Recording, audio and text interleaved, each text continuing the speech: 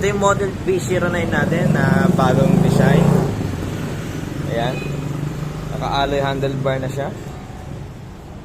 Then ito yung ano natin, mga switch natin. Hanggang 3 speed, 72 volts, 20 ampere. Ayan. Alloy swing arm na rin yan. Then naka-QS motor.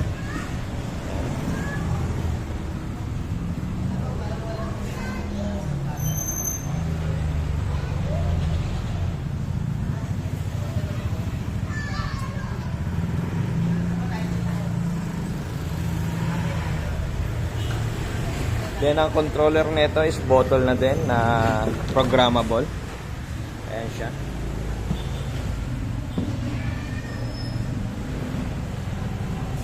Kung nakikita niya. Dito natin sinasaksak yung USB para sa program.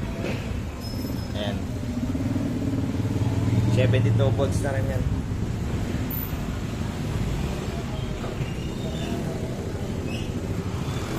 Then ito, may mga ibang kulay pa tayo dito. Ganun din mga specs niyan. Ayan. May mga parating tayong bagong model, yung B11 natin. Tsaka yung B10.